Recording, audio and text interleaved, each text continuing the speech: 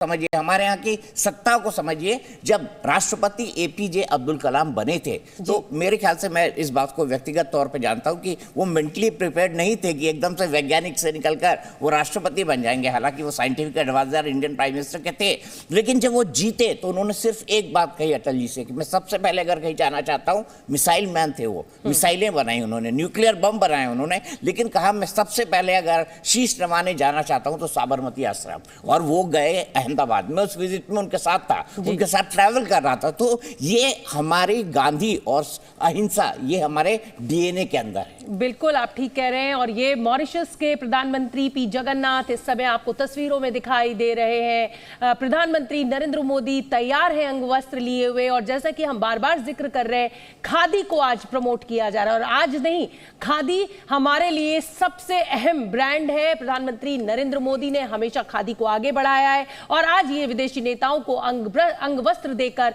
इस ब्रांड को भी मजबूती दी जा रही है। सुरेश गोयल जी, पूर्व राजनयिक, हमारे साथ है।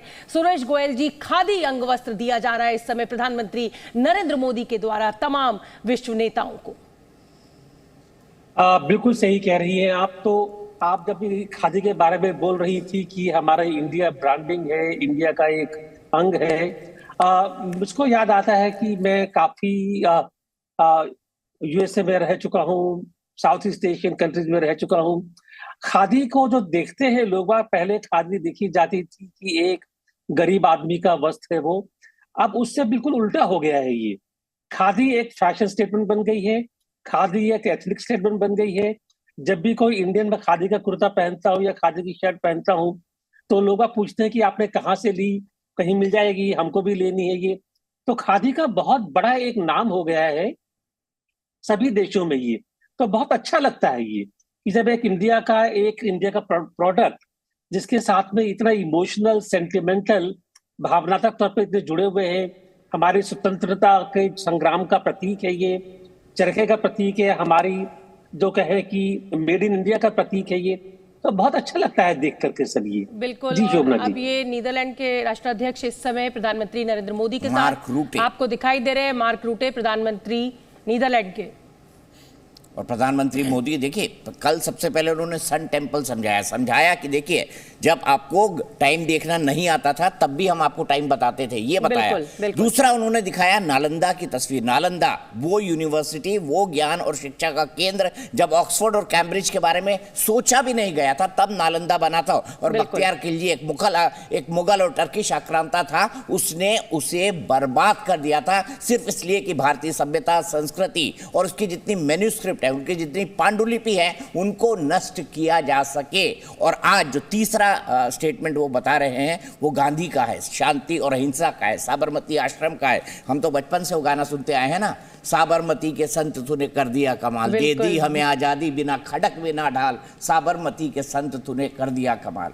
और राजघाट पर एक के बाद एक लोग आ रहे हैं और यहाँ पे मेहमानों के आने का सिलसिला शुरू हो चुका है। सिंगापुर के प्राइम मिनिस्टर यहाँ पर पहुंच रहे हैं। सिंगापुर एक और सशक्त देश, एक और इकोनॉमिक शक्ति वाला देश, और यहाँ पर भारतीयों का सिंगापुर के विकास में एक बहुत अभूतपूर्व योगदान है। और यहाँ पे सड़क पे आप चलेंगे तो हर कोई आपको नमस्ते करते हुए दिख जाएगा। बिल्कुल ठीक है। और अब मैं प्रणय उपाध्याय का रुख कर लेती हूँ। प्रणय, आपने हमेशा मुझसे कहा, मैं जब भी किसी कपड़े के ब्रांड की बात करती थी, खादी की खास तौर पर जब आपसे बात करती थी, तो आप कहते थे कि सबसे बड़ा ब्रांड तो गांधी है। बिल्कुल सही बात है। हिंदुस्तान के लिए अगर सबसे बड़ा कोई ब्रांड है तो वो गांधी है। प्रणय उपाध्याय।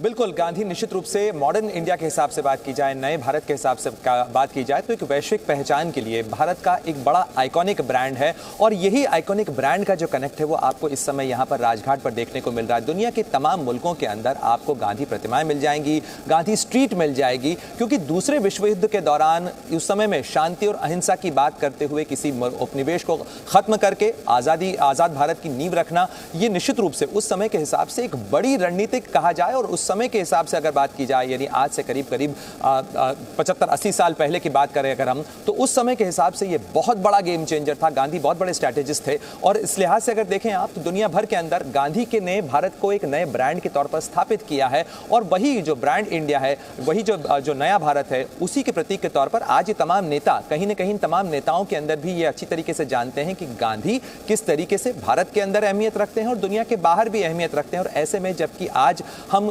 वैश्विक संकट से गुजर रहे हैं, कॉन्फ्लिक्ट बढ़ते चले जा रहे हैं, ऐसे में गांधी को याद करना विश्व शांति की पॉलिटिक्स के हिसाब से भी बहुत महत्वपूर्ण है। एक बहुत बड़ा आइकन है गांधी और वही यहां पर आपको नजर आ रहा है और भारत आज उसकी अगुवाई करता हुआ नजर आ रहा है, क्योंकि यह ब्रांड भारत का ब्रांड है और दुनिया में जिस तरीके से गांधी ने इस चीज को स्थापित किया उस तरीके से शायद कोई और उस तरीके से खुलकर नहीं कह पाया। और आपको अच्छी तरीके से ध्यान होगा कि बड़ा फेमस कोट है आइंस्टीन का भी कि शायद कोई ये भरोसा नहीं करेगा कि गांधी नाम का आदमी जो है वो इस तरीके से चलता फिरता हाड़ मास का इस धरती पर कभी हुआ भी था। तो इस तरीके की बातें गांधी के बारे में कही गई हों तो ये विश्व नेताओं के लिए बहुत महत्वपूर्ण हो जाता है। बिल्कुल दीपक जी, ये भारत का ब्रांड है, गांधी जो है वो हमारे, गांधी हमारे हैं और उन्होंने साफ साफ कहा था मेरी जिंदगी ही मेरा संदेश है। आरती जी, मैं आपसे समझना चाहूँगा, सिरिल रामफोसा कल उन्होंने कहा कि 1913 में जो गांधी जी ने सत्याग्रह की शुरुआत करके अफ्रीका के लोगों को आगे बढ़ाने की एक पहल की,